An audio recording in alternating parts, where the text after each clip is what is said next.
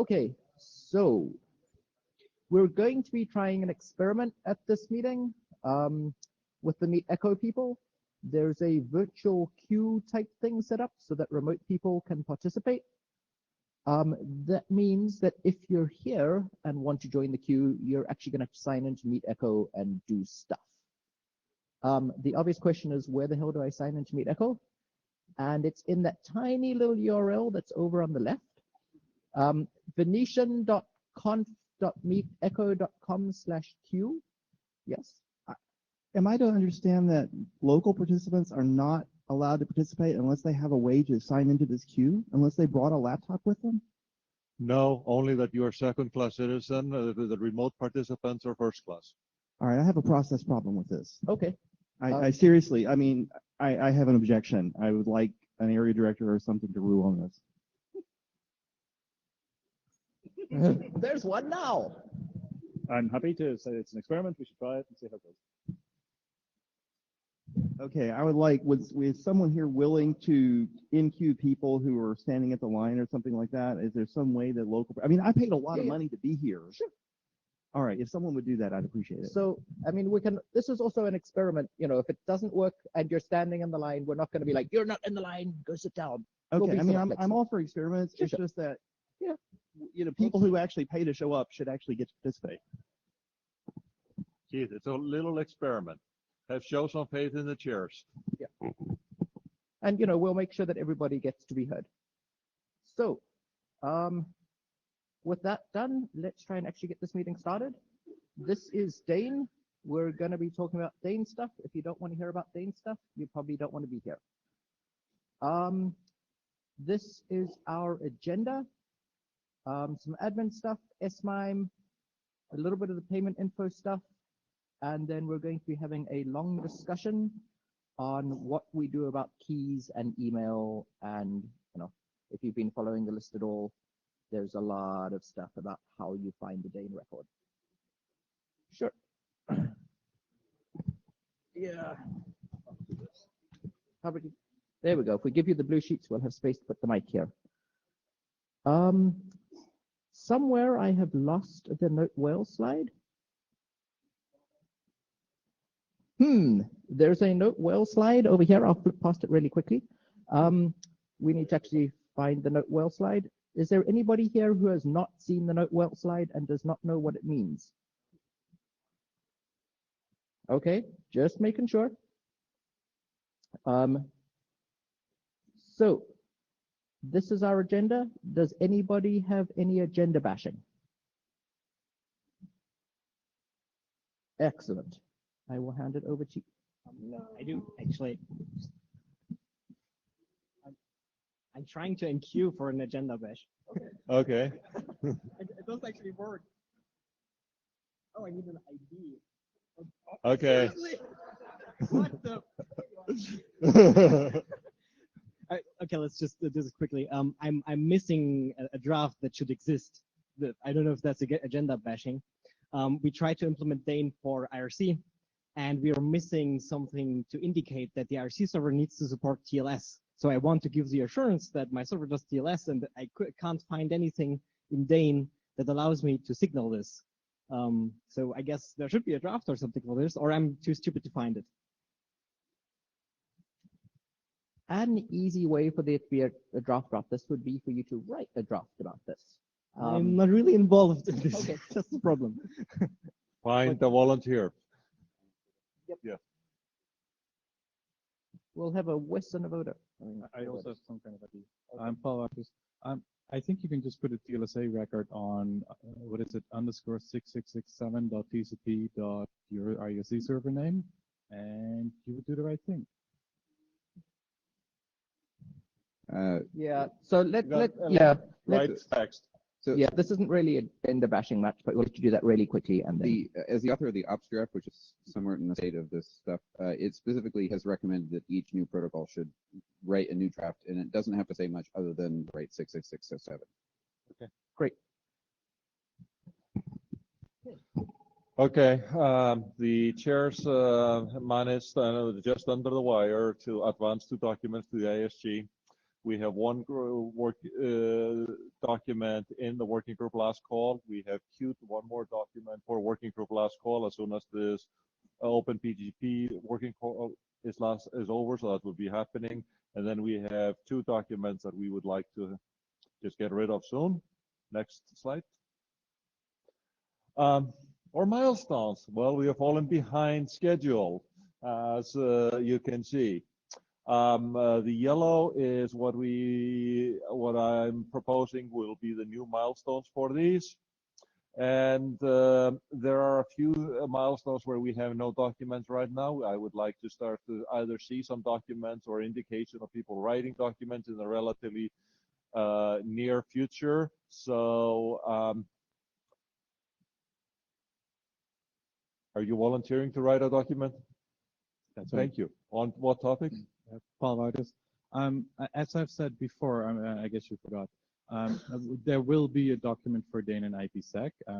We are working on implementing something, but we figured it's too soon to write up a document yet. So there are still some issues that are pretty core to the document that we want to think about before we submit a draft. But like, consider a -1 draft submitted. Timeline? Roughly, will this be done before we close down the working group? If there are additional funders in the room, I'd be happy to know, but just, a couple of months, like 2 months before next IETF. Thank you. Possibly sooner.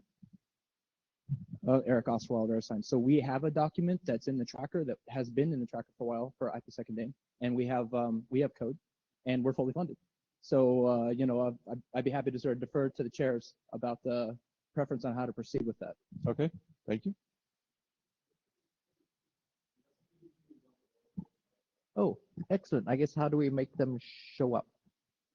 They can say that they want to write the draft.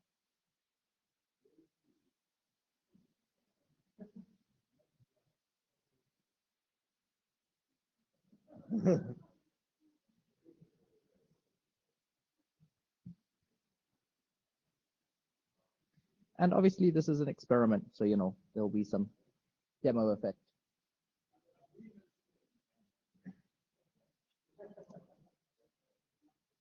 Okay.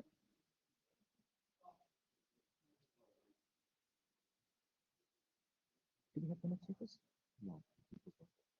And while this is happening, we've just realized that we forgot the obvious thing of who is going to take minutes and who is going to scribe. We got carried away with the Meet Echo thing, and so, yep, blue sheets are circulating. Whoever has the blue sheets, they should come back this way. Paul. Advance the blue sheet. And who will be meeting minutes? Meeting minutes? Bueller? That sounded like a...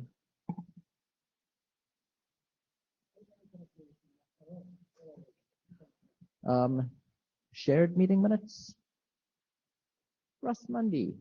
Thank you. Great. Stephen? Yeah, so I was in a race with Victor, so I'll just channel him. He said, I was planning to write the client auth draft. Thank you. Excellent. So seeing as you have started scribing, does that mean you're willing to carry on scribing? Who? What, me? Yes. Oh. I was looking for the client auth draft on this list. Yeah. That's called reverse. Advanced Dane reverse binding. It's maybe not the world's best name. June 2015. That was it. But yeah, if somebody from Jabber wants to. Okay. I mean, hopefully it will work through the Meet Echo stuff, but if they sit there screaming, then. And we settled the minutes? Yes. Russ Mundy is going to 2 minutes. Okay. Well, that was only slightly disorganized. S-MIME? Yep. Okay, great. We will do the S-MIME document. I don't know why I have a big X there.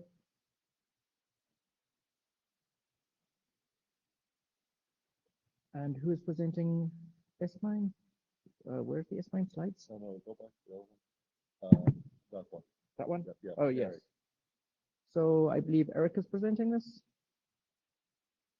Yes, here's Eric. There's Eric.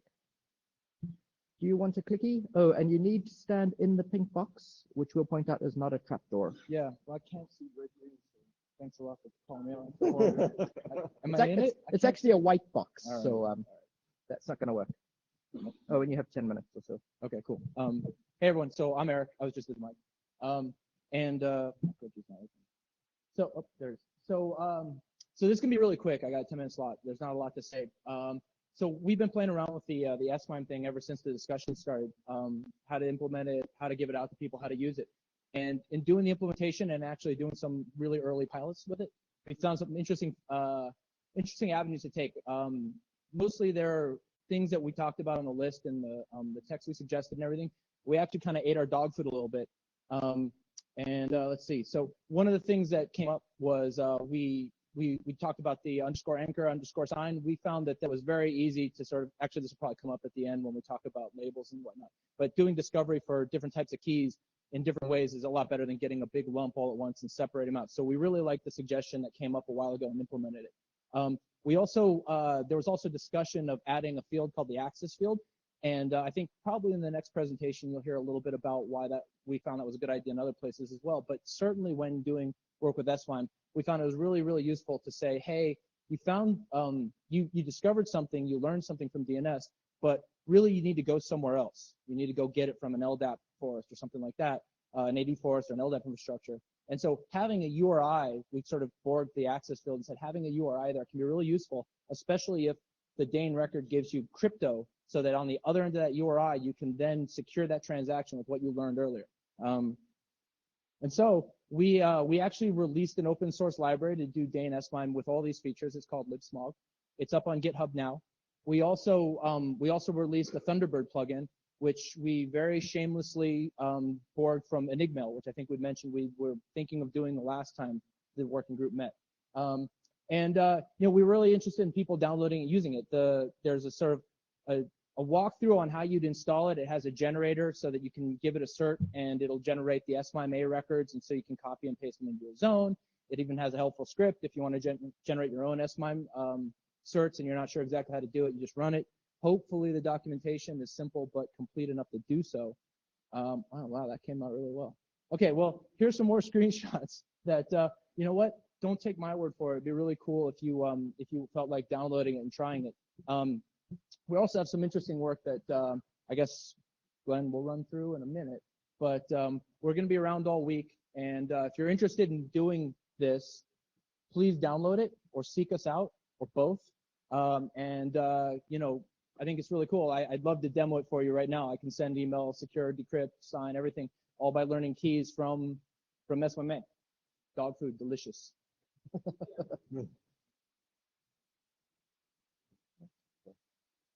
So what Eric mentioned, we want everybody to experience the creamy goodness of Dane. So we have it's a whitelisted service that we put up that's free, give folks a way to kind of experiment with Dane records. So if right now there's proof of concept for an S-MIME type and an experimental type to support some of the other stuff we're doing. But the idea was to give folks a way to create a delegation so that they could host some of these more bizarre records off on a name server that would behave itself ostensibly. And we also ran into dealing with some of the authorizations for changes to zones. You know, it creates a little bit of a problem when you're talking about folks' personal crypto material, key material for a user within a zone. Do you really want the zone administrator changing the keys that you're using for signing and encrypting your email, for example? So we tried some different approaches to that. And if you want to play around with this, send a note to me or Eric, and we can get your NetBlock whitelisted on the service so it's something you can fool around with. And that's it for this piece. I think you're presenting on the other one. Is that right? My next in queue. Yep. Oh, that's good. So we already have before the big five people. Right. And you had 5 minutes for this, but you can go a bit over because you had nothing left. Thank you. Oh, is that not going? No. I can. There we go. Right. Okay, so this This next one, I recognize some of the discussion on the mailing list highlighted that there's a bit of a mismatch between what we're doing here at payment associations and the way the group is chartered.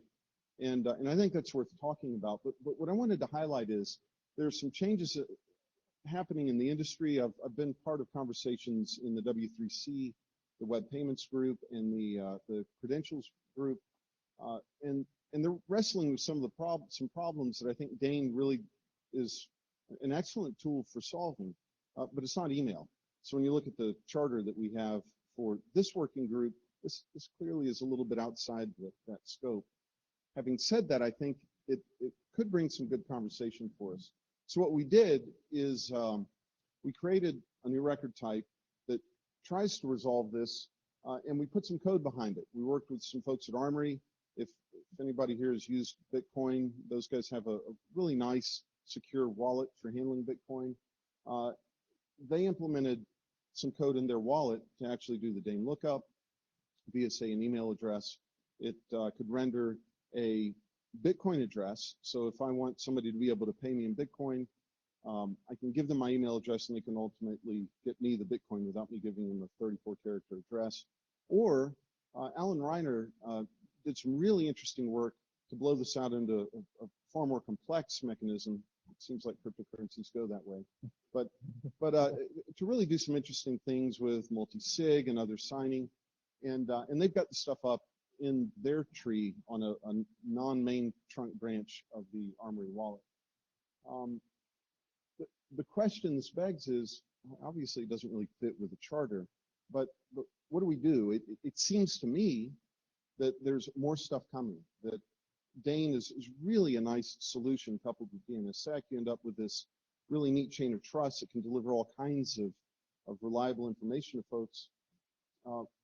Where do we go with these ideas? So if payment association doesn't belong here, the question is then where would it belong? Or does this group recharter to take on this kind of association? You know, as you see more folks bringing it, do we want to encourage innovation, encourage folks to find other good uses for Dane and DNSSEC? So I'd like to leave that as an open question. Hopefully we can talk about it. Comments from anybody in the audience?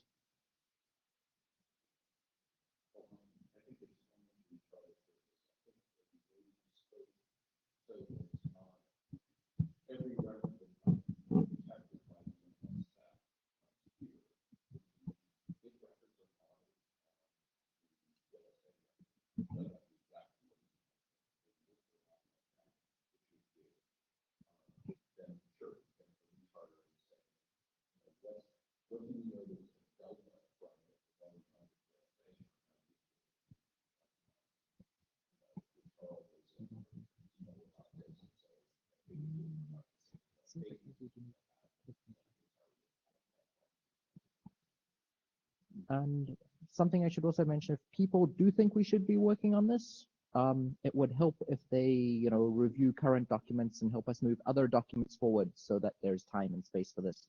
And obviously we'd need to check with our AD on, if it is charter, if we can charter, etc. I would like to encourage a discussion on this document on the mailing list for now, and we will take up the question of adopting it after we have had some more feedback. And thank you for bringing this, and I see no reason why we can't take this on unless we find a better home. Thanks. Okay. Okay. And while we're waiting for that to be figured out, could I get a hum on if people are interested in this work and think it's useful? If you think it's going to be 2 hums, one if you think that this is interesting and useful, and the second will be if you think this is not interesting and useful. So if you think this is interesting and useful, hum now. Okay. If you think this is not interesting and in no way useful, hum now. Great. And for the scribe or minute person, there was a lot of humming for this is interesting, pretty much none for not. So do I wait to answer the folks? Yeah, I guess, can we get Yeah. first few person?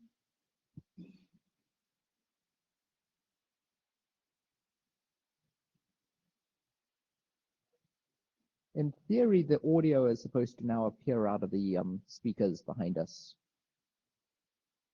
is the theory. whoever that is might want to also start typing it into the Jabber room in case. Oh, what Victor typed into the Jabber room a bit ago was is there enough energy in the group to review the new work? I've had trouble getting feedback on things that were on the charter. Mm-hmm. So this is if you think this is interesting and useful, we have to get through some of our existing work. Hopefully that's a bit of an incentive for people to do that. If we do actually have enough energy to actually get anywhere with this, I don't know.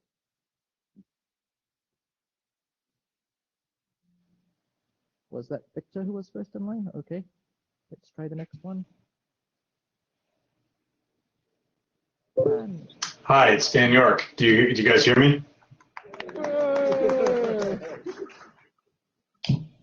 All right. And Victor is now behind me in the queue. I was just going to say I thought this was a great example of the kind of new things where Dane is enabling, and so I was delighted to see this coming in here, and I hope that we can figure out how to make this work as we move through some of the other documents. So nothing substantive other than say I will go and review the document, and I'd encourage others to, and I'm glad you brought it here. Great. And my audio is blasting in the room, I'm told. Yeah. It's only slightly creepy having Dan speaking from All right. Well, now I have no idea how to get myself out of the queue, so I can't walk away from the mic, so somebody has to take it from me or something. So feedback from me, Echo, there's no clue from a remote user about how to stop themselves from being in the mic line. Woo! Okay. We're going to give Victor another whirl.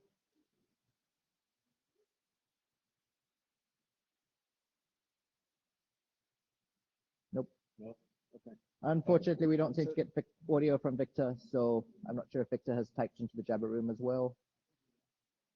Okay. Okay. Thank you very much. Thank you very much. Yep. Okay. Now for the fun part of the discussions. As you know, we did a working group last call on OpenPGP key, and that was going along very smoothly, and everybody looked like they were very happy about it. And then people started asking questions, and we dragged up a few ghosts from the past. So we are now in a process where we are not the experts anymore on the topic that is being raised. So we are going to offer Pete Resnick as a guide or a pope on this issue to talk about how to work out the mapping between various ways of spelling an email address. Yes. Orbit. Fine, you figure it out.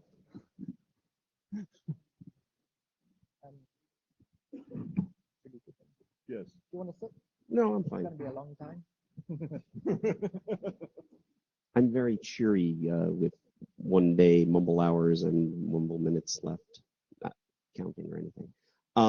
So the problem presented, as I understand it, I did a little reading up on this, is we want to be able to get the left-hand side of the address somehow into the DNS. And the problem with the left-hand side of the address is it is case sensitive. The other problem with the left-hand side of the address is it can be one of these funky EAI things, but I don't think we've even gotten there yet. We have, good, love that. Thing 3 that's a little funky about the left-hand side of the address is that it's documented as 64 characters and labels can only be 63. I'm not convinced that that's a real problem yet, but we'll maybe get back to that. So I'm sorry, it's not because, well, no. I mean, if we wanted to do it directly as opposed to hashes, the case sensitivity problem is a problem whether it's directly or hashes, because if it gets cached, we're going to end up with things in someone's cache that someone's going to compare case sensitively and not know to do something more interesting with, case insensitively and not know what to do something more interesting with. I'm not even sure where to start the discussion precisely. There are, as I understand it, a couple of suggestions for ways to go about doing this. I think we should just do a little queuing here and have a chat about some of the ideas. Some of you in the room have ideas. John, Paul, there are plenty of people.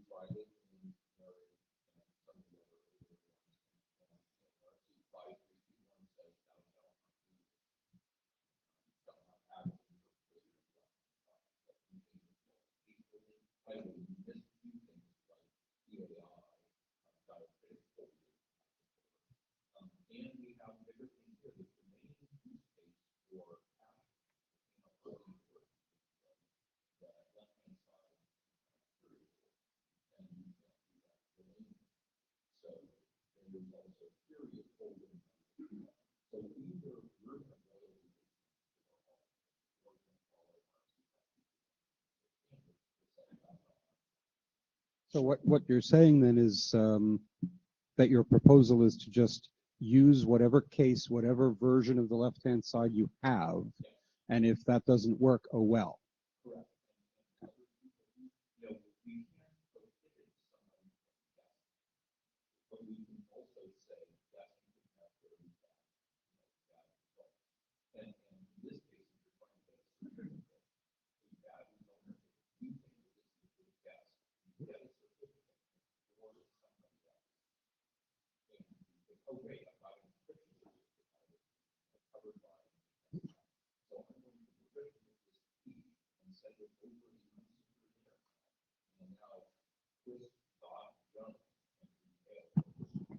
Paul, people in the remote can't hear you. Can you try the mic in front? So to summarize, I am proposing that the documents say this hasn't been solved by the applications area in 2 decades or more, and we should not be, yes, it is. Well, no, it doesn't need to say that, but essentially that we are not the ones to start. Now, here's a question that actually John and I had dinner last night. He asked, has any other application that's not LDAP had this issue before? And if so, can we follow along with them? John and I drew a blank, but if somebody else who isn't saying look in the LDAP directory, then, you know, if we're the first one, that should not be us to come up with the answers. Yeah. John Levine, I put my foot in this fairly severely, and I think if we look back through all of the various mail RFCs and stuff, we've tried really hard to avoid putting any semantics at all on the local part, you know, and we've tried really, and although we know that pretty much everyone in the world does ASCII case folding, the spec explicitly doesn't allow you to assume that. And we also know that in the world of EAI, nobody knows what case folding means, and you know it's known to be insoluble. You know, so I entirely agree with Paul that you know, in terms of writing down what the bits do, you could say, you know, take the address as you know as given and you know and encode it, you know, and if anything else happens, you lose. My concern is that this sets a dreadful precedent, because the reality is that people will guess, you know, and I think that either we should solve this problem or not. Can you describe what you mean by guess in this context? That is, if we're going to go down the hashing route, I'm going to do a hash, I'm going to go look that up, and it's either going to succeed or fail. Right. Now, how does the guess now happen? What happens next? Well, now you try other cases. So if you had something that was Pete Resnick with capital P and capital R, now you try it with all lowercase. And if that doesn't work, maybe you try it with a capital P, but not a, and so on. Yeah, or you stick a dot between Pete and Resnick. I mean, the problem is that there are lots of heuristics that'll work a lot of the time. You know, and you know, it's like it's pretty common to have stuff with names with dots between them, and it's pretty common to have the first word, the first letter of each word to be capitalized. but the spec doesn't say that. And and particularly when you have mail systems lashed up to LDAP, it is my understanding is it's fairly common that if you have one user, John Smith, and you ask LDAP for J Smith, it'll say okay, and then tomorrow his boss, whose name is Joan Smith, gets an address, and now J Smith is ambiguous, so LDAP will say sorry, try again. So it's a really bad problem, and I would be really uncomfortable, even though technically Paul's suggestion would work. It's that it's pretty much telling people to use heuristics that I don't think we want them to use. So then it sounds to me like you're saying do what Paul said and put a lot of really, really scary language in there that says it would be nasty to guess. Actually, if it were up to me, I would say, maybe hashing isn't the right way to do it. Maybe instead we should use like a NAPTR record or something that points to an HTTP. That points to some sort of server secured through Dane that can actually interpret the local part the way a mail server would. The only thing that can interpret it is an SMTP server, because RFC 5321 says to do otherwise would violate it. I think we could wiggle it to the point that we could say that we have some other server that is supposed to do the same thing the mail server does. Yeah. Next. Keith Moore. I am somewhat in agreement that perhaps this working group is not the right place to sort this out. I'm also in agreement with John. I think that what I was concluding right as he was saying that was that DNS, trying to map this into DNS and get this in a single lookup via just DNS isn't going to work. You really do have to go to some other oracle because of the quirks of the DNS protocol and the different kinds of quirks of email addresses. You can't use DNS as case folding. That's not sufficient. You can't use hashing. That's not sufficient. So really the right thing to do is use DNS to find an oracle that you can use to look this up. And then you present that oracle exactly what you present in an SMTP receipt to. And then that oracle has to give you the... So you presented two failure cases. One was using DNS as case folding. That would get you false positives. Using hashing will get you false negatives. Yes, they're separate problems. Okay, I just wanted to make sure that you didn't think those were the same problem. And my first thought in my head was, well, you could do both. You could try one. If that doesn't work, try the other. And I'm actually convinced there's too many gaps that it's just too messy. So I really think you basically have to go to some third oracle. I think someone that was shaking his head, so I might find a reason that doesn't work. But in that case, I think we're completely hosed. And so what you want before you go down is what you want is the oracle to return some canonical form that you then look up. Or do you want the oracle to give you? You want the oracle to give you the key. I think the oracle would give me the key. I don't know why I'd introduce extra lookups okay. there. And I think we're going to drain the remote queue. Oh, who's up remotely? Please go. It's always Victor. If you can speak, that's fine. If not, someone can jabber scribe you. Victor cannot. Someone want to? Steven's got it. Easy now. Well, Victor may type something new if he does. I'll get it. But he said mut aliases work fine for me, and then he also said, where is it? Which aliases work fine for him? Mut. The comment from Victor is, how often do people enter email addresses de novo? In most cases, reply or use address book. And those should have a very high success rate of looking up. It very much, I think that probably overestimates, because it very much depends on what's generating the thing that you're replying to. There have been plenty of systems historically that generate funky left-hand sides when they are automatically generated that are very different from what you would type normally. And most of those are occurring on systems that are case insensitive anyway. So you're probably going to end up in the same place of getting false negatives. It's not entirely clear to me, by the way, that false negatives are a big giant problem, but maybe it's an undeployable problem. So, yeah, I mean, I know for a fact that a lot of people who use Gmail use uppercase for their names and put dots in arbitrary places, neither of which Gmail cares about, and they have probably stored the name all lowercase, and so the lookup won't work. And I think we have another remote. Who's next in line on the remote? Christy? Oh. It's a queue jumping mechanism, so yes. Okay. Go right ahead. Brian? So I think the way to at a very high level to summarize it is it's a discovery versus publication differentiation. And I think the discovery really needs to happen in the application. It could be through a mechanism which happens to be published in DNS, but not Dane. As long as there's some way to do a lookup to canonicalize, I mean, there's certainly things that could be done in DNS to assist, such as encoding well-known rules from well-known servers.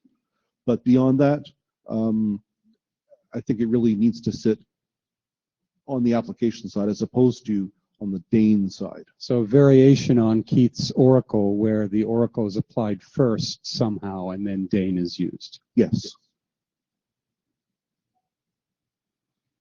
So I think I got up to say very similar things, which is... And this is Dave Crocker. Oh, sorry, Dave Crocker. The discussion and the proposals have really felt like conflating several functions that are very much best kept separate. When the DNS is referred to as a database system, we have a long history of helping people understand that there's no fuzzy searching in the DNS. I don't understand why it would be something that we would bury in an infrastructure service for email either. We have mail that gets misaddressed all the time. I get mail for people at my Gmail account that they dropped off the numbers from their address. So I'm D. Crocker and they're D. Crocker some number. We have this as a long-standing issue. It's a real issue, but it's not one to solve in the middle of a component service like this. We have various ways for figuring out what the right left-hand side, pardon me for saying it that way, what the correct left-hand side is, and that's a function that has no business being in the middle of this kind of attribute lookup mechanism. Christian Wittemer, Microsoft. There is some experience of building identity systems based on emails. And one of the classic problems is that an email is not a long-term identifier. Like when John leaves the company, some other John gets the email. Or nobody.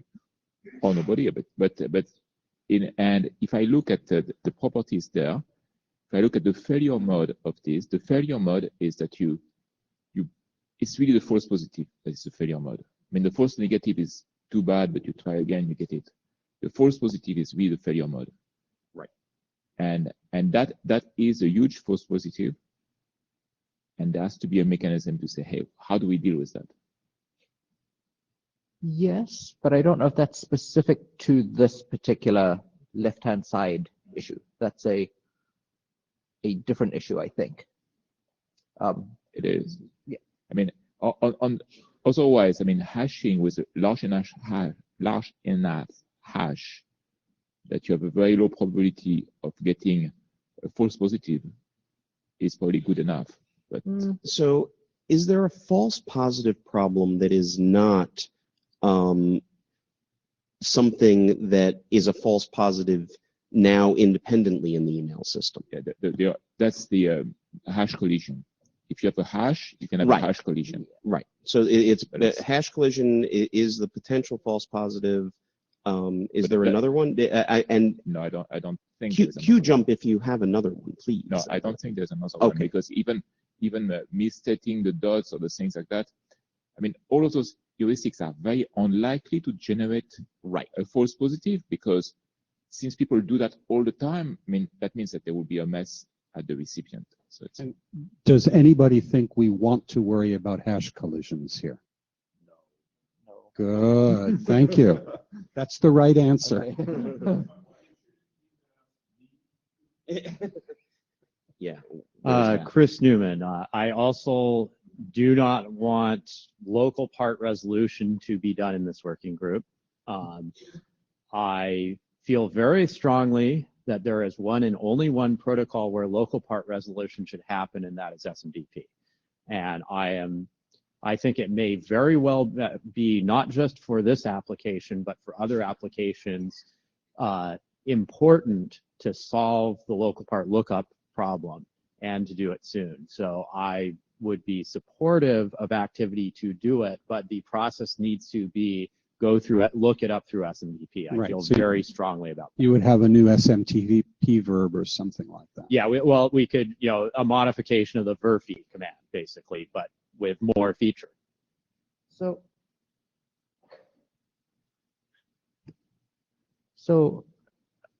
I'm probably a little confused how this would work. So like my MUA would go off and go and talk to some SMTP server where I'm trying to send a mail and say, please expand this. And then it would come back and then it would fix that in what I've typed, and then it would send it to the SMTP server that I'm actually using for my mail. So like my MUA would need to connect to port 25 or whatever on someone else's mail server and say, please convert this for me. Yeah, well, that's not going to work because it's outbound port 25 blocking. I think the answer is that needs to be worked out Yes. somewhere else. Yes, but the key thing is the local part resolution problem is much harder to solve than you think. For example, mailing lists, most mailing list software does its resolution in flat files. There's no directory lookup. So if you're not talking to the MTA, you can't resolve those local parts. That's just an example. You can create lists and lists of things like this. So the MTA has this knowledge, nothing else does. There's no directory you can look up. There's no other place you can look this data up. Not to short circuit a lovely conversation, but stay here, Chris, because if you do have to go to the destination SMTP server to do the oracling bit,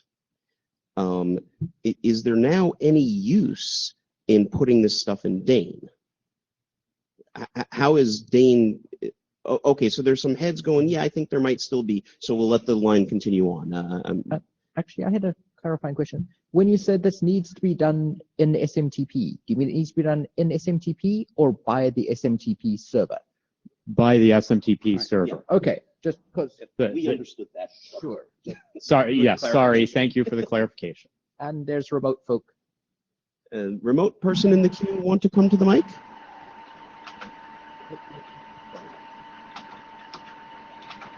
You are at the mic. We hear you, or we hear noise from you. We don't hear your voice. Oh, hi. Oh, I guess. Can you see me? I guess you can. Oh, very good. Go right ahead. All right, so it does work. Oh, I have no idea.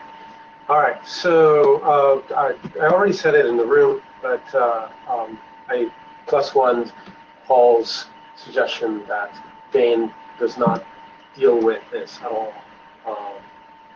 You put the addresses in whatever forms you want, and that's it. And then after that, if you want to look up service, that's fine. And lookup service should be done elsewhere. Then you should use Dane to secure the lookup service. Excellent. All right. All right. Andrew. How do I turn this off? Great. The Medico people will kick you out. 15 minutes left. Andrew Sullivan, what I heard John Levine suggest is that we use something like Napter to solve this problem. And I just want to point out that that was such a fabulously successful approach for DNS names that now we're going to export it for a thing that isn't quite shaped like DNS names. I think that anything like that won't work, and therefore we probably ought to follow Paul's suggestion. And John wants to make a response, please. I think what I said was stupid, but not quite that stupid. No. Yeah. The suggestion for it could just be a plain. You can use Napter to map everything into the same URI, which is stop. Okay. Anyway, so yeah, I'm sorry. Yeah. Anyway, I agree with Chris. The hook is coming up behind you. SMTP server, front door or back. Oh, good. Very good. What a good recovery. Paul, please, you're up. Okay, Paul Vargas, one of the document authors. First, I think an Oracle external to DNS is a terrible idea for two reasons. One, if people are worried about zone walking in DNS, have a nice Oracle for zone walking email addresses is an even better plan to get a lot of hatred on the net. The second is I cannot detect if I'm under attack if I cannot reach the Oracle. The good thing about DNSSEC is that we made sure that if a zone is signed, I will be able to find the answer that a record exists or not with cryptographic proof. As soon as I make any kind of external connection to any other port using any other protocol, I lose this property. And that's why I asked the question, if an Oracle is required, and a lot of SMTP people are nodding like it might not be possible to put this into the DNS without consulting with the delivery SMTP, is it worth doing in Dane? That's why I asked the question. Because that's exactly what Dane would get you, but if you can't, if you need to do the Oracle lookup, then is it worth doing? Presumably, you could get the address of the Oracle lookup, using Dane, and get the cert for the Oracle, assuming that you're going to. Yeah, and then somebody blocks port 80 or port 777 or whatever the Oracle runs on. And am I now under attack, or is this a network outage? I don't know. And leaving this in DNSSEC is where it should be, because then I know I will either get the key or I'll get proof that the key doesn't exist. So I think any decisions that punts this to a secondary service is a bad idea. So does this take you to saying what Paul said?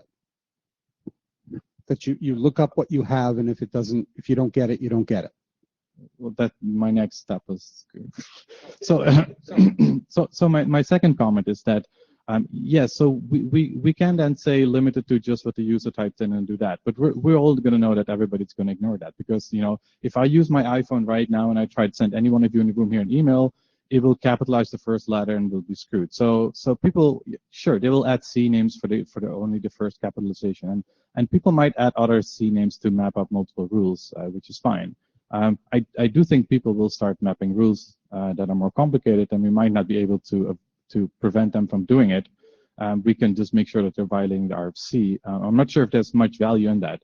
But to come back to the paragraph of text in the draft, there were suggestions of not mentioning any rules and pretending this problem doesn't exist, mentioning the rules we know about and tell them to be really, really, really careful, or propose a list of known mapping services. Now, I think I would like to, if we choose between any of these text solutions, we can at least move forward.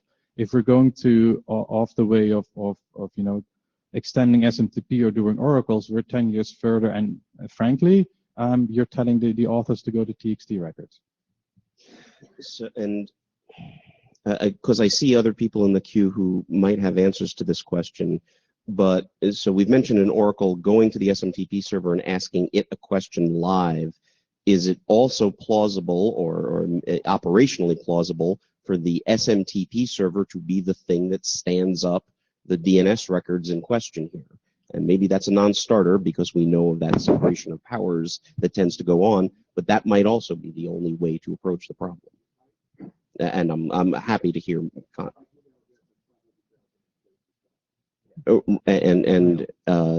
John's comment was his Gmail address. That's 500,000 ways to spell it. Right. If you want case insensitivity, that's going to be the problem. Please. So we have 10 minutes left. So Eric Oswald from VeriSign. So we actually wrote some of the software and we played around with it a little bit, and that doesn't make me any better than anybody else. But what I want to point out is I think the perfect is definitely the enemy of the good here.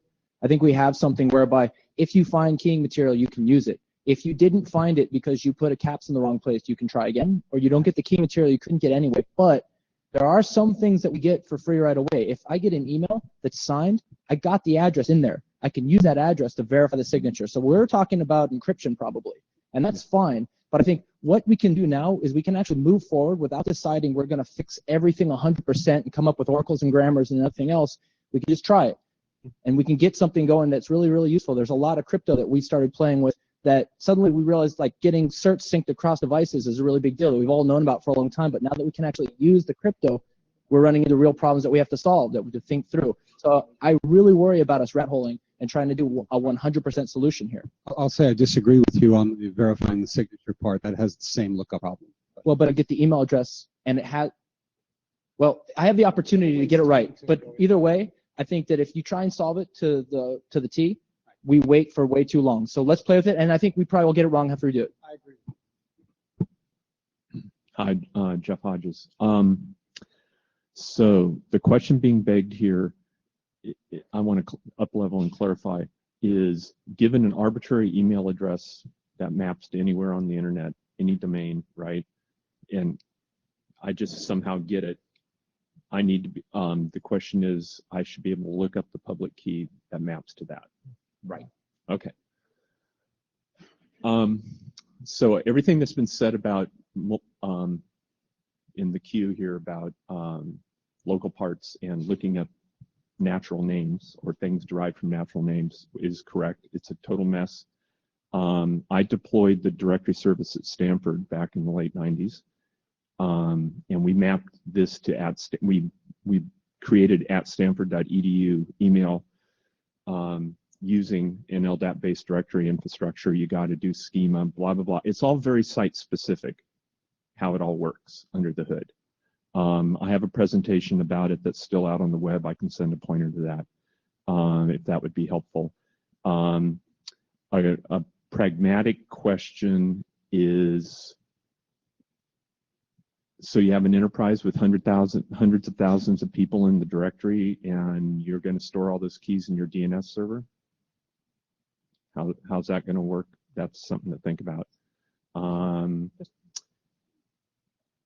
What else? We're really short on time. Yeah, okay. But anyway, you have it's very how it all works is very site specific, and there's multiple local parts for people also. Like at Stanford, I had 7 local parts.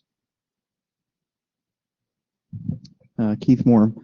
When I think about trying to map large numbers of email addresses into a DNS zone, the thing that I'm reminded immediately is that how often DNS is out of sync with reality. It's a huge problem because the people who run DNS servers tend to be different than the people running mail servers and so on and so forth. That's why I asked the question before. DNS is absolutely the wrong place to put this information in any form. And if there's any right place to put it, it's probably in the primary MX servers or using them as proxies. And you can there's multiple ways you can slice and dice it, but I'm pretty sure it doesn't belong in DNS. I'm also pretty sure the work doesn't belong in this working group. Hi, Ben Schwartz. This is all new to me. I'm just wondering, why are we hashing email address left-hand parts? Yeah, I mean, there's dots in them, there's case, there's internationalized characters that need to be dealt with. It's the left-hand side is a big old mess.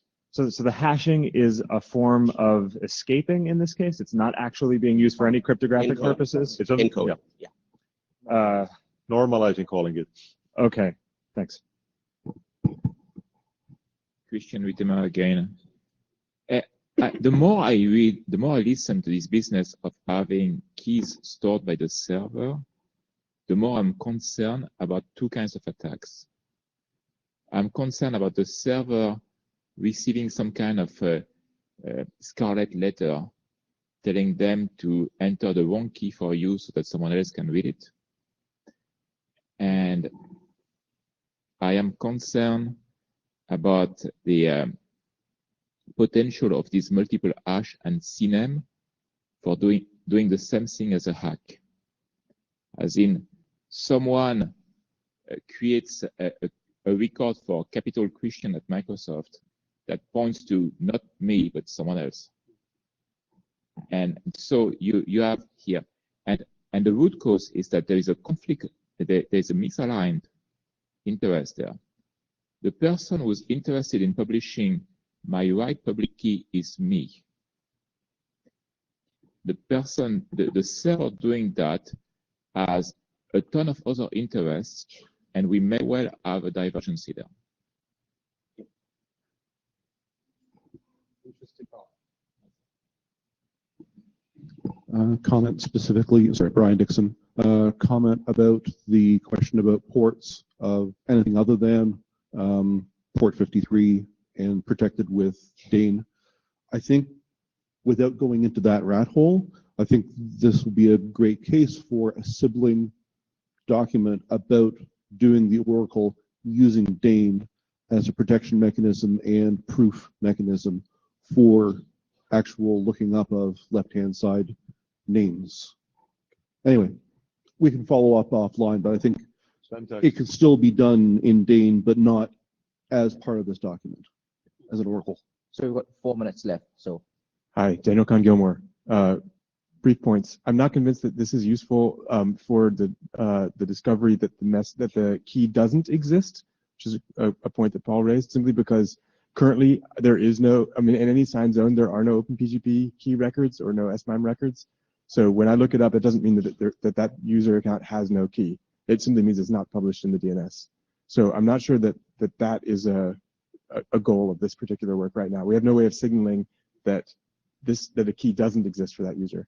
Secondly, I wanted to point out that this problem already exists for people who are doing key lookup. People have certificate stores or key stores or whatever, and they look them up however they look them up locally, and it's an existing problem. We shouldn't solve the problem.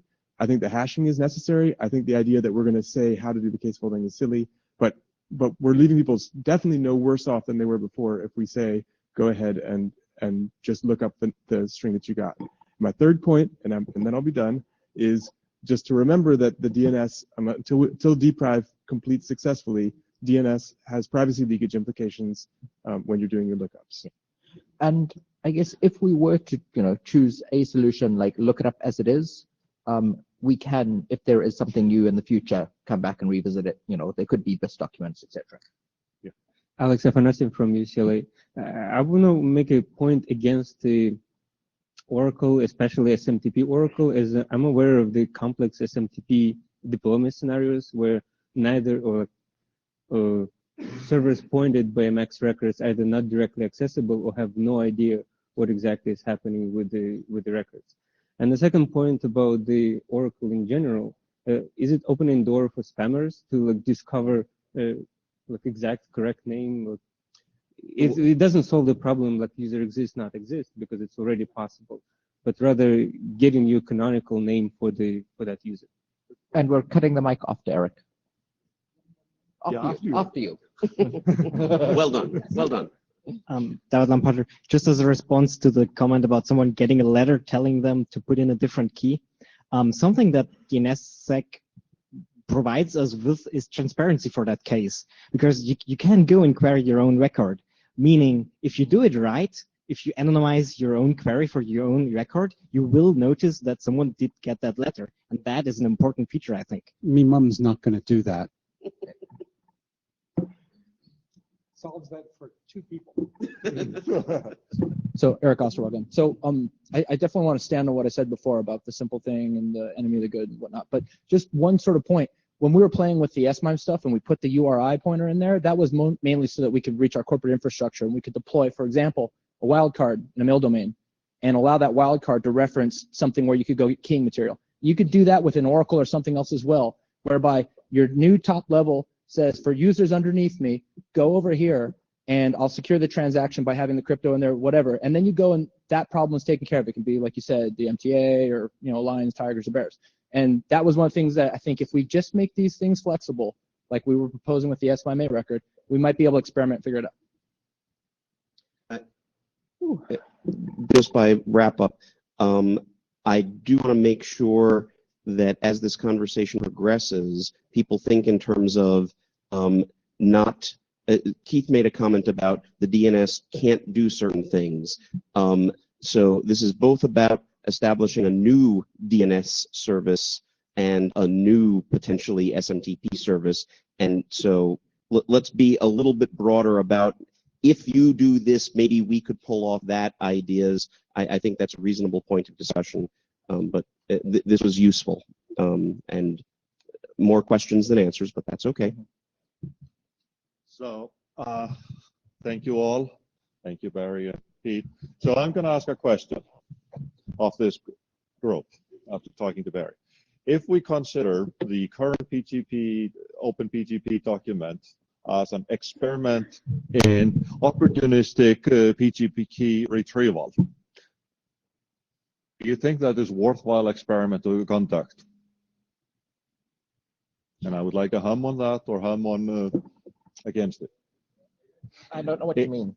Yeah. If the current mechanism of just doing a straight lookup of whatever you have after you hash it to look for a PGP key is a worthwhile experiment to conduct on the internet, is that a document we want to publish?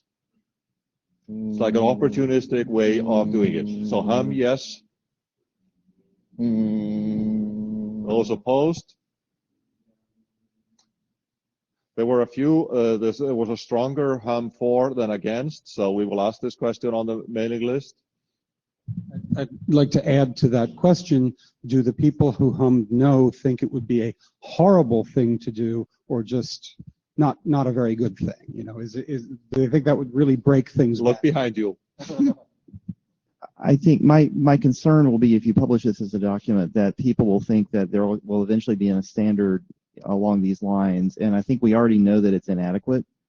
So if you want to publish a document, maybe if there's a big, huge, strong disclaimer that says don't expect things to go this way, but I don't know. I actually think this is an experiment that might do more harm than good. If it were labeled as an experiment? I am concerned by the attacks. And I am concerned that if it is an experiment and it is implemented in some piece of software but not other, someone can pollute a record that I don't look up often and put a wrong key for me. Okay, we will take this to the mailing list. Thank you all. We are over time, and if you have feedback on the MeetCo experiment, there will be a list. I will send to the mailing list a survey link. And thank you everyone for keeping this civil and helpful and moving forward. And blue sheets, don't forget the blue sheets. Social.